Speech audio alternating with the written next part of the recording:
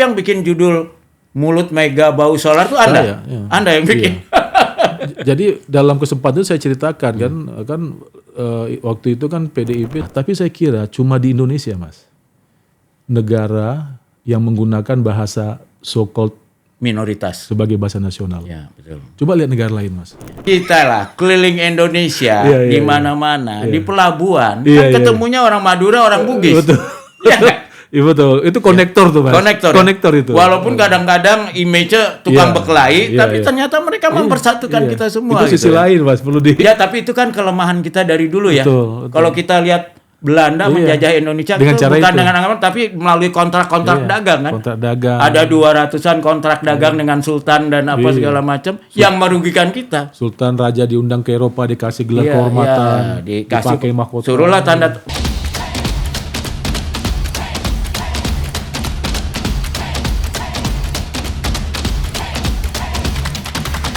Ya, oke, terima kasih. Saya bicara tadi soal luar negeri. Sekarang saya mau cerita yang agak menarik ya. Ini teman-teman retorika, ini ada kisah hubungan saya dengan Mas Teguh ini udah lama sekali, puluhan tahun ya, Mas ya.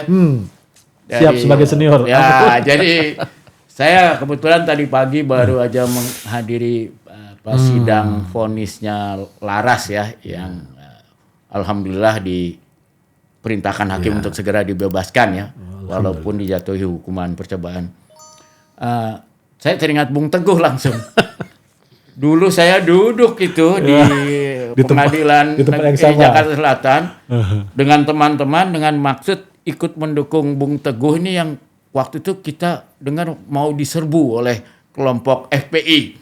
Ya, karena Bung Teguh waktu itu kan dituduh menista agama karena memuat di rakyat mereka memuat kartun Nabi Muhammad tapi dikasih strip hitam. Merah, Mas. Strip merah ya. Dan logika Bung Teguh saya ingat waktu itu supaya nggak ketahuan ini ya identitasnya. Sementara ada kelompok yang bilang, wah itu justru menghina, masa semakin dikasih itu betul, penghinaan ya. Dan yang saya luar biasa nih tahunnya, ketika kami sedang duduk-duduk itu di pengadilan itu, tahu-tahu kami mendengar, wah kelompok FPI mau datang, banyak sekali jumlahnya.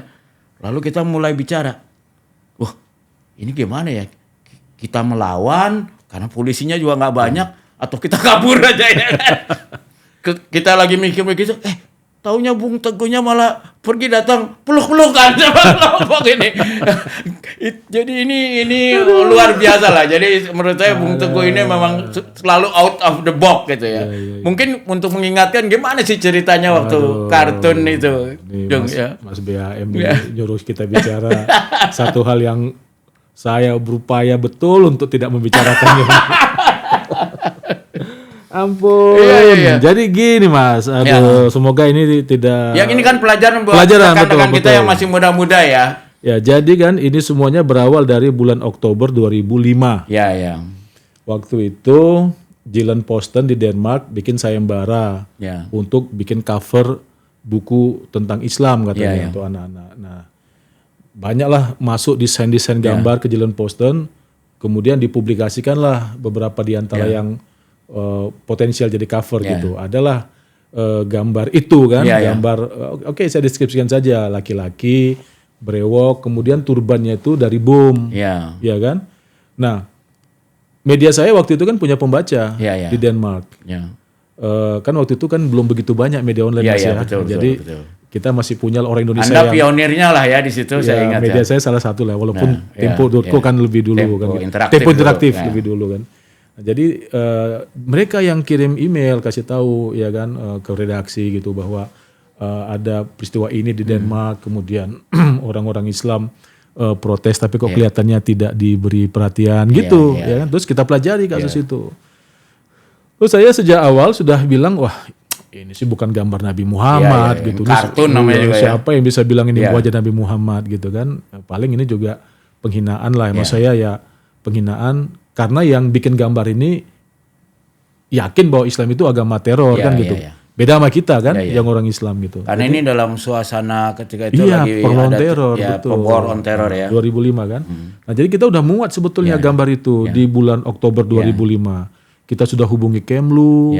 Kita juga sudah minta pendapat Kementerian Agama, minta pendapat FPI juga, Habib Rizik juga udah ngomong tuh di situ. Lanjutlah itu kan Oktober itu. Udah seperti biasa Mas, di Indonesia ini kan ada budaya begini. Isu itu ya sebentar aja, 2 minggu ya reda lagi gitu. Nah memang reda, tapi begitu musim haji, kalau tidak salah bulan Januari tahun 2006 berarti, meledaklah ini. Jadi haji ini jadi kayak konferensi gitu kan, membicarakan soal penghinaan ini. Rame lah tuh di boykot produk-produk Denmark di beberapa negara, Mesir dan seterusnya. Ribut lagi sampai ke Indonesia. Nah oleh kami muat lagi gambar itu.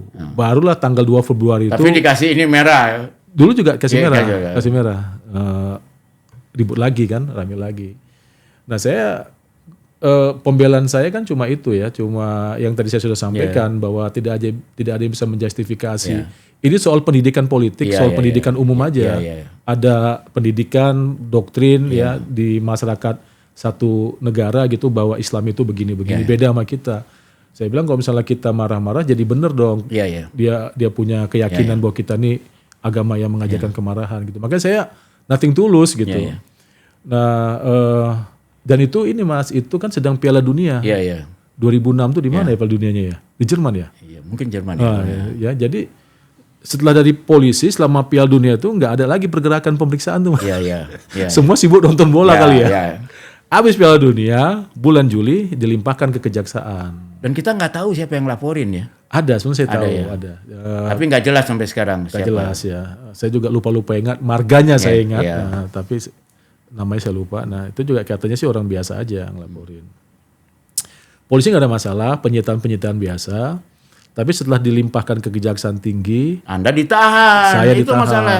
Terus kami datang ke penahanan, Cipinang. tapi katanya udah tutup, nggak bisa dikeluarin. Tapi menarik, ini yang ditahanan ini cerita menarik. Ternyata kita udah pikir, wah kasihan ditahan, wah penghinaan udah habis. Ternyata lain lagi cerita. Waduh, ini ampun ini kasus. Ini menarik ini. Jadi kan mana ya? Kita kan boleh takut. Iya pastilah, siapa yang nggak takut ditahan. Tapi yang tidak boleh itu memperlihatkan ketakutan. Jadi setelah saya diperiksa segala macam, mungkin ya. Di Salemba ya? Di Cipinang. Cipinang ya. Mungkin memang ada ada perhatian khusus terhadap saya gitu ya kasus ini, sehingga saya tidak dibawa ke sel isolasi. Saya langsung dibawa ke sel yang umum lah. Bukan asimilasi ya? Bukan di tempat itu. Tempat yang umum itu lantai 2, terus saya duduk aja kan dengan kebingungan nih Mas. Ada 5 orang itu di dalam sel itu yang mereka kemudian presentasi tentang kasusnya kan. Nah menurut saya ini kan sangar-sangar lah kita panggil. ada yang kerah putih juga kasusnya. Ada kasus korupsi juga. Wah ini seperti pressure nih. Ini mental saya di pressure nih. Cerita masing-masing udah selesai 5. Ruangannya berapa kali berapa kira-kira? Itu mana ya ruangannya nih ya? Ya mungkin 4x5 gitu. Waduh, agak lumayan juga ya. Dan kamarnya di pojok dengan dinding setengah itu kan. Terus abis mereka cerita berlima kan berarti giliran saya Mas. Nah entah bagaimana saya malah ngomong begini, Bang permisi Bang Judiko Guterres selnya di mana gitu.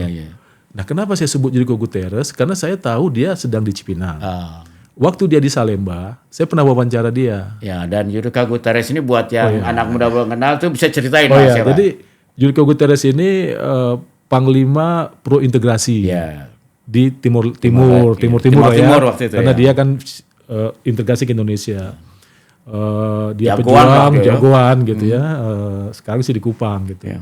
Nah kemudian dia karena dianggap Indonesia ini bersalah melakukan pengrusakan setelah jajak pendapat, maka aktor-aktor inilah yang dikenakan hukuman gitu ya. Dan dia sempat dipenjara di Salemba, kemudian di Cipinang gitu. Jadi waktu dia ditahan di Salemba, saya datang wawancara lah kan. Ini wartawan muda waktu itu Mas. Ini kan brevet nih wawancara Judiko. Kemudian dia dibebaskan sempat Mas di Cempaka Putih. Saya temuin lagi tuh 2001. Nah kemudian dia masuk lagi di Cipinang. Jadi saya ingatnya Judiko sedang di Cipinang. Jadi saya di tengah tekanan pressure. Itu, kan saya kan masih,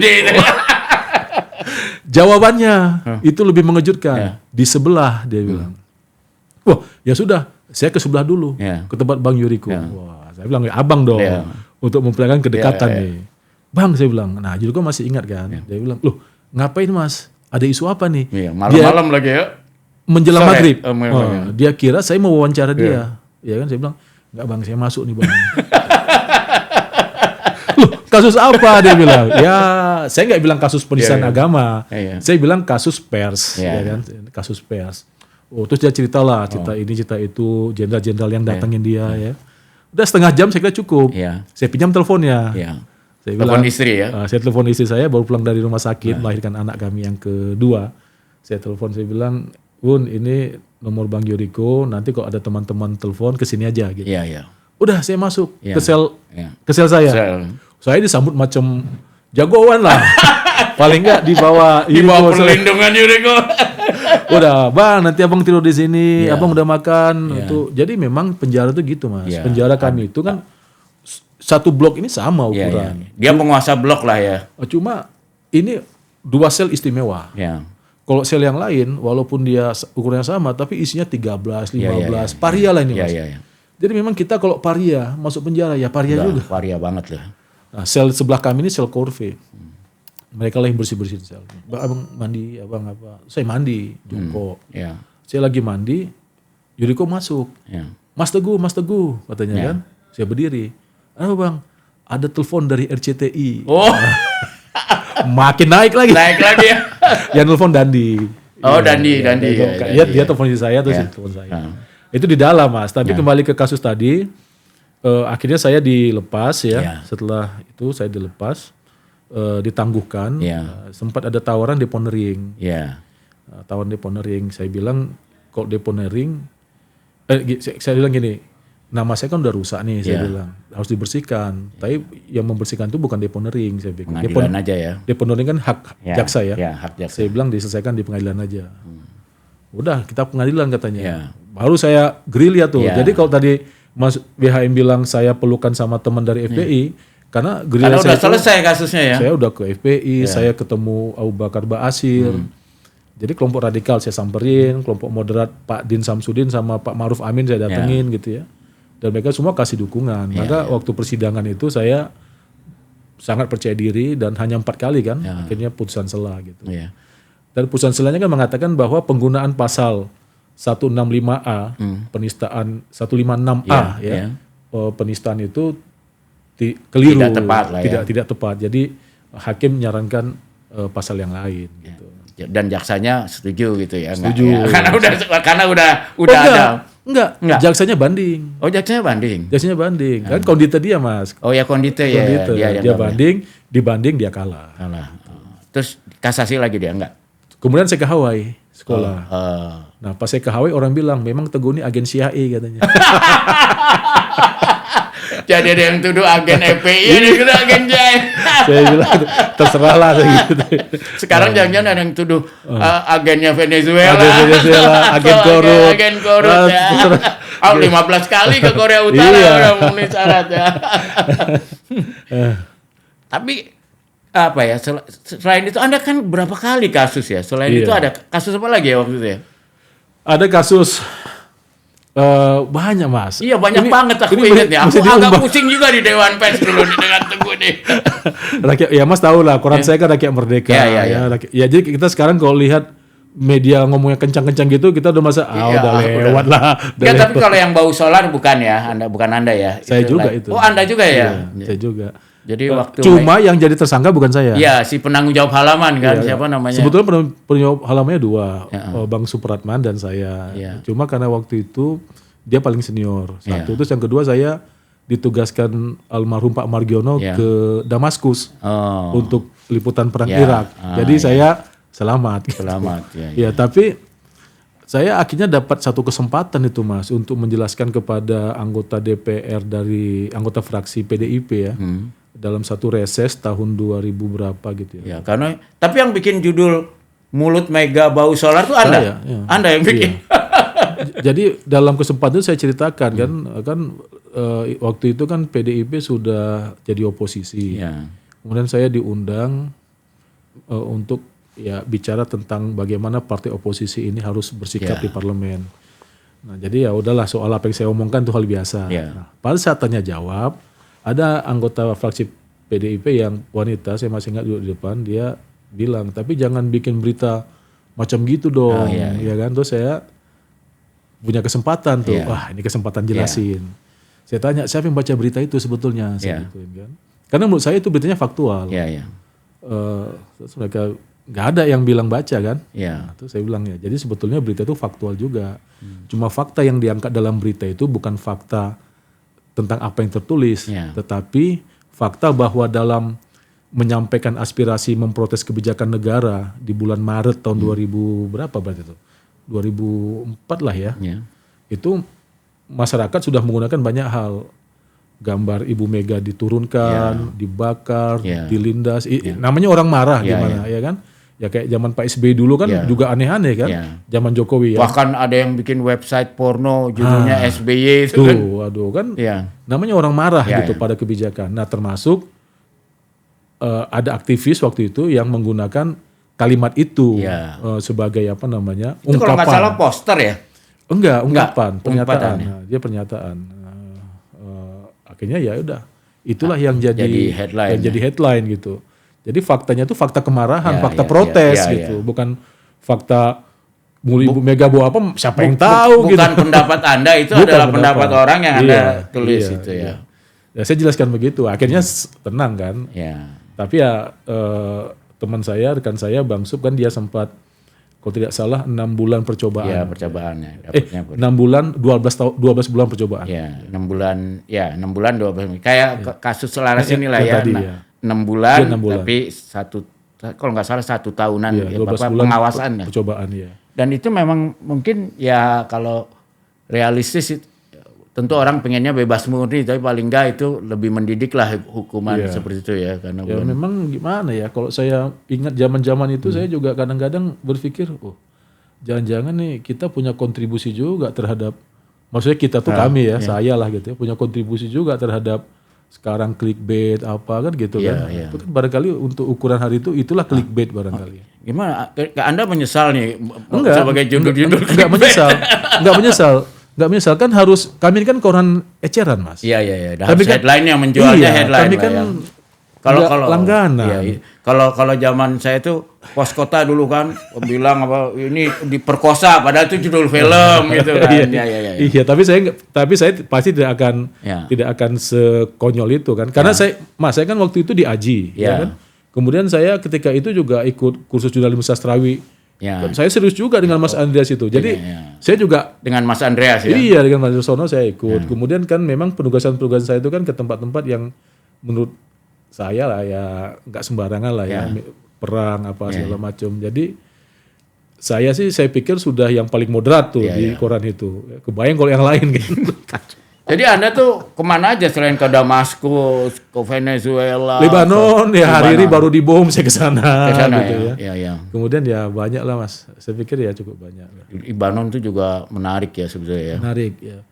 Anda setelah mengunjungi daerah konflik itu merasa ini nggak beruntung nggak? Wah, Indonesia paling nggak segawat negara itu lah. Iya, saya merasa kita ini negara paling aman sebetulnya potensi. Nah, kenapa itu bisa terjadi? Ini keajaiban. Makanya saya kira modal utama kita ini kan persatuan itu. Nah itu ya, bahasa Indonesia itu penting banget. Betul. Dan kalau kata ini Mas, kata McTurnan Kahin, kan ada 2 backbone kebangsaan kita. Yang pertama Malay Bazar, ya kan? Nah yang kedua memang dia bilang Muhammadanisme atau Islam. Jadi memang bahasa Melayu yang digunakan di tempat-tempat pertemuan kaum cendekia inilah yang jadi tulang punggung kita. Nggak cuma cendekia, tapi kaum pasar, pelaku pasar ya. Mas, coba cek. Mungkin saya salah, tapi saya kira cuma di Indonesia Mas, negara yang menggunakan bahasa so-called minoritas sebagai bahasa nasional. Ya, betul. Coba lihat negara lain Mas. Ya nggak ada yang berhasil. Bahkan sebenarnya agak mirip itu adalah Norway menciptakan bahasa baru. Untuk bahasanya, karena kan tadinya dia kan bagian dari Denmark. Lalu ketika Swedia pisah dari Denmark, dia bagian dari Swedia. Lalu dia merdeka karena dianggap paling miskin lah. Tapi intelektualnya tuh untuk membedakan dia dengan Denmark dan Swedia, dia ciptakan sebenarnya bahasa yang sama, cuma dialeknya dialek dia gitu loh. Ya, dan sampai sekarang dia pakai tetap masih 2 bahasa gitu. Dan bahasa itu Sehingga ketika mereka merdeka, mereka mengangkat penulis sebagai pegawai negeri. Iya. Tugasnya adalah menulis dalam bahasa mereka itu, sehingga memenangkan hadiah Nobel juga. Jadi kita itu udah dapat berkah ya dari bahasa Indonesia, dari kurang memelihara bahasa ini. Sayangnya padahal itu perekat kita utama. Dan yang menariknya gini, ini saya bisa kisah cerita. Saya baru baca buku ditulis teman saya bekas wartawan Bisnis Indonesia tentang seorang Tabrani. Dia itu yang ikut Sumpah Pemuda. Tapi dia itu mewakili Forum Betawi Muda lah. Pokoknya kelompok Betawi. Nah, dia yang berdebat dengan Muhammad Yamin. Muhammad Yamin tadinya mau pakai bahasa Melayu. Jadi kalau nggak ada si Tabrani ini, maka Sumpah Pemuda kita berbahasa satu bahasa Melayu. Tapi Tabrani bilang nggak bisa, nanti takutnya yang Jawa atau apa menolak. Betul. Jadi dia bilang udah pakai bahasa Indonesia aja. Akhirnya Yamin setuju. Nah, yang menariknya Tabrani ini walaupun ketua Forum Muda Betawi, orang Madura sebetulnya. Jadi kita tuh beruntung punya orang anak-anak muda yang luar biasa seperti ini. Tapi Mas, peranan Madura ini dalam pembangunan identitas nasional kita kan cukup besar, Mas. Besar. Majapahit kan dibangun oleh orang Madura. Kalau bukan karena Arya Wira Raja membantu Raden Wijaya, enggak ada. Dan kita lah keliling Indonesia di mana-mana, di pelabuhan kan ketemunya orang Madura, orang Bugis. Betul. Iya betul. Itu konektor tuh, Mas. Konektor itu. Walaupun kadang-kadang image-nya tukang berkelahi, tapi ternyata mereka mempersatukan kita semua. Itu sisi lain, Mas. Perlu Mungkin terlalu bahan risetnya Mas Teguh ini. Iya, Mas. Peran Madura dan Bugis sebagai pemersatu bangsa. Jangan salah loh, orang Bugis itu yang menyebabkan bahasa Indonesia dipakai di bahasa Inggris. Amuk. Oh itu bahasa Bugis ya? Itu kan dulu yang mereka takut tuh orang Bugis itu, dia perompak kan. Oke. Saya kira amuk ini bahasa Jawa gitu, bukan ya? Iya, amuk itu. Jadi amuk, dia itu sampai kan dulu ceritanya saya pernah baca di buku dokumen Belanda. Kalau orang Belanda ditugasin di Indonesia polisinya nggak bisa pakai kaliber 38. Harus kaliber 45. Karena kalau orang amuk ditembak katanya masih maju dia. Jadi orang Indonesia katanya nggak susah marah, tapi kalau sekali udah amuk, waduh. Jadi harus. Memang paling enak menenteramkan orang Indonesia, Mas. Iya. Ya, sekarang kan orang Indonesia banyak yang ketawa sendiri, lihat HP kan, nonton reels yang kocak-kocak gitu kan, paling enak, Mas. Tapi mungkin untuk jangka panjang juga jadi susah untuk. Jadi kalau buat Anda, ini menarik. Jadi buat Anda tuh sebenarnya Panji itu baik ya buat Indonesia ya? Ya. Karena dia kan komika kan? Ya baik-baik aja saya pikir lah. Kan ya bahwa kita, maksudnya gini loh. Kan orang akan bisa menilai ya. Dan Panji kan bukan satu-satunya komika gitu. Jadi banyak. Ada pasar bebas juga di kelas itu gitu. Sama seperti ada pasar bebas juga di kelas politisi yang suka bohong kan gitu aja. Ya karena saya melihat kan begini di budaya Jawa aja ya, yang Anda kan orang Jawa ya, yang relatif sangat feodalistik gitu ya. Itu kan di pewayangan itu ada punakawan yang komika kan, menawan itu kan, ngeritik-ngeritiknya sembarangan gitu kan. Betul, tapi kan ditolerir oleh raja-raja itu, bahkan dianggap sahabat yang sahabat yang membuat kedekatan mereka dengan rakyat selalu itu ya. Ya di luar pakem. Kalau Yudhistira jadi komika jadi ngaco gitu kan? Atau Bima jadi nggak boleh gitu. Arjuna nggak boleh. Tapi kalau punakawan boleh. Boleh. Gitu. Kalau kita anggap aja Panji itu punakawan lah gitu ya kan.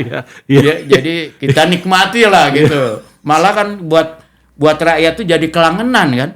Kita kalau nonton wayang Jawa itu kan yang ditunggu-tunggu tuh pada saat mereka keluar kan. Dan di situ pesan-pesannya. Pesan-pesannya kan. Termasuk Orde Baru juga menggunakan itu kan pesan-pesannya. Pesan KB.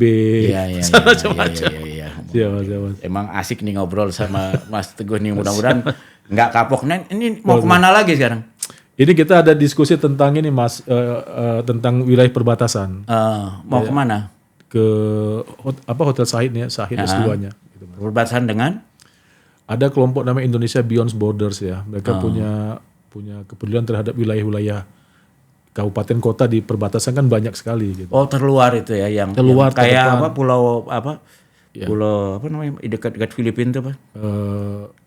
Miasan apa tuh? Miangas. Miangas itu ya. Miangas. Lalu juga wilayah dekat ya di Kalimantan lah ya. Iya, di Tawau misalnya. Tawau ya. Di Sebatik ya. Sebatik Nunukan, juga gitu.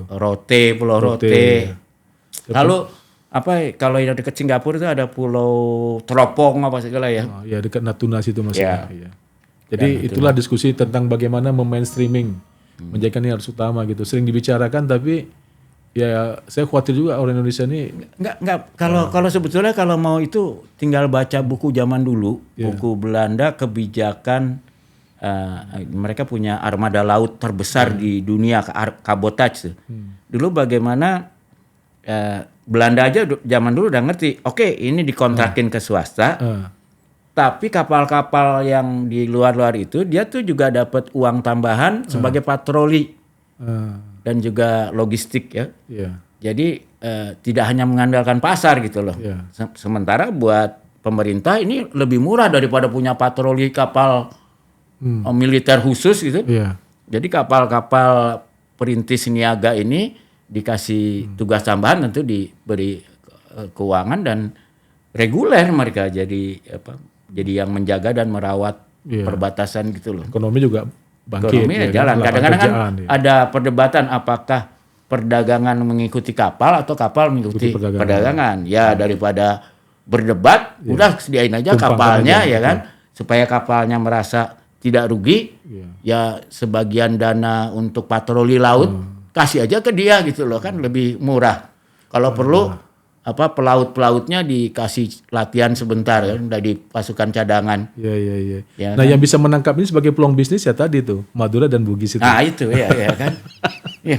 Dan jangan salah loh, kita pernah waktu ada pesawat Amerika masuk tuh kan yang Armada ke-7, yang nemuin kan bukan radar militer, tapi ada pilot pesawat merpati atau apa lagi terbang, kok ada, terus dia lapor gitu. Iya. Ya, 2003 tuh Mas. Iya kan, ingat kan? Ingat. Jadi kan F-16 kita tuh Kapten Fajar tuh, almarhum kan, kemarin kecelakaan. Jadi kan artinya kalau kita betul-betul menganut asas doktrin perang semesta, ya mestinya yang memang disiapkan lah, yang di daerah-daerah yang berniaga di situ, yang ada cadangan, ya, jangan hanya untuk militer aja gitu loh. Dan kelihatan kemarin kalau saya simak ya pidato Menlu Sugiono dalam PPT pernyataan pers tahunan itu, ya prinsip inclusive security itu sudah diadopsi.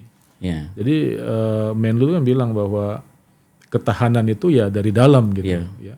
Nah semoga pikiran ini kan kemudian diwujudkan, diejawantahkan gitu ya. Karena itu juga aneh Mas. Jadi kita itu kan negara kepulauan terbesar di dunia, ya. Tetapi kita tidak melindungi hak setiap negara yang sangat diakui di dunia internasional, itu hak kabotage. Kabotage itu kan artinya kalau untuk angkutan laut maupun udara itu kewenangan penuh negara ya, bahkan di perjanjian internasional. Jadi Amerika itu pun kalau bawa barang dari New York ke San Francisco pakai kapal, itu harus pakai kapal Amerika, perusahaan Amerika, awaknya orang Amerika, nggak boleh orang asingnya. Nah untuk mendukung armada itu, angkatan laut Amerika kan kaya raya, tapi dia untuk angkutan dia nggak merasa perlu punya sendiri. Dia punya program, kalau Mas Teguh mau bikin kapal angkutan, memenuhi persyaratan yang dibuat oleh angkatan laut, maka dibantu dapat pinjaman lunak, lalu ketika mengoperasikan juga dapat bantuan lagi, dengan syarat kalau suatu saat angkatan laut memerlukan itu disewa dengan harga yang udah ditentukan dalam sepakatnya, itu nggak rugi lah harga at cost. Tapi selama nggak ada perang kan untung. Ya kan, sementara angkatan laut juga nggak usah rekrut banyak orang. Sekali dia ada kebutuhan mendarat, misalnya kayak kemarin lah, tiba-tiba ada kebutuhan untuk ke Sumatera, ya itu tinggal mengerahkan kapal-kapal itu aja dengan harga yang kita udah tahu gitu loh. Jadi nggak usah ada lagi nanti urusan wah ini biaya kemahalan apa karena semuanya udah dalam kota.